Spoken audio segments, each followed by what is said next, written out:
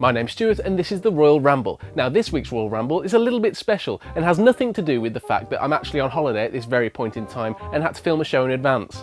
Honest. So today's episode is called Face or Heel. That's right, we're going to go through the roster's current matchups and, well, look at the people who I like anyway, sorry Callisto and Del Rio, and see whether they are actually face or heel and whether these people are doing their job correctly. Now as you can see, I've come today as full babyface without any of the racism. Ta-da! Kevin Owens, he's meant to be a heel.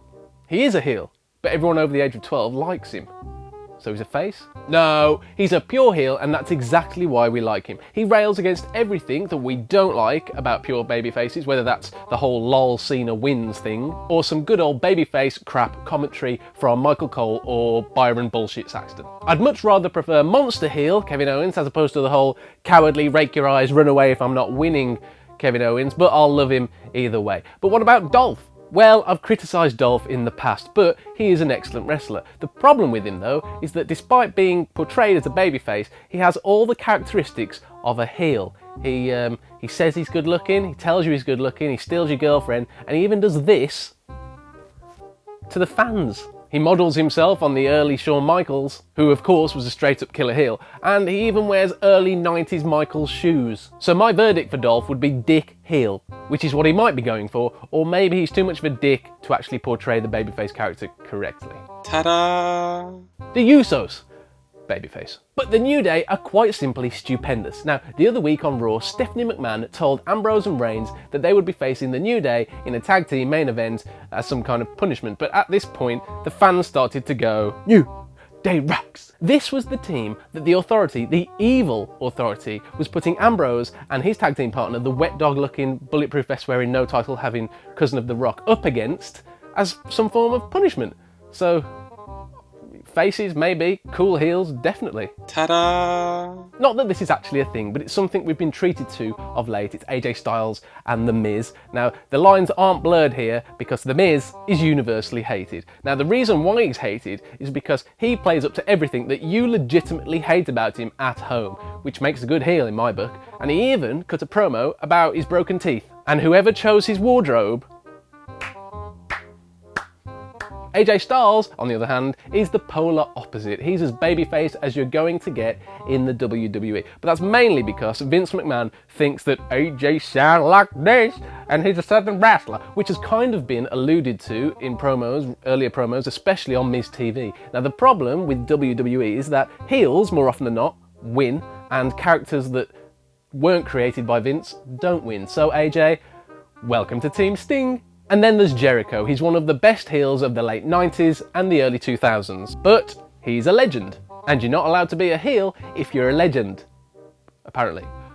But prior to his full-time return, he actually came back and worked Night of Champions with Ambrose and Reigns. Now, they lost that match, and when he was walking out of the arena, he shoulder-barged Ambrose, kind of teasing a heel turn. Nothing came of it. Obviously, then he came back and he did the whole rooty, tooty, booty thing. And recently, he's been putting AJ Styles over in his promos, in his interviews, but he's also been casually dropping in the fact that AJ is closer to rookie status than he is superstar status. The reason for that being that he plied his trade outside of the WWE, and in Vince's mind, you cannot be a superstar unless you come to the WWE, which may or may not be true. Now, this is the conundrum in using a legend to put over a rookie or someone that you want to build.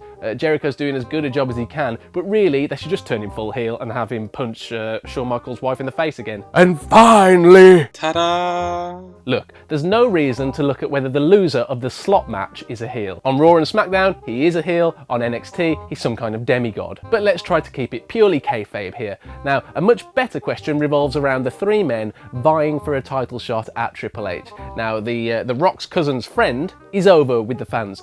Super over. He's so over with the fans that creative are hoping that turning him heel, or they might be hoping, that turning him heel will send all of his fans to Roman Reigns. Because obviously, Roman Reigns is the new Cena, but instead of this, we get this.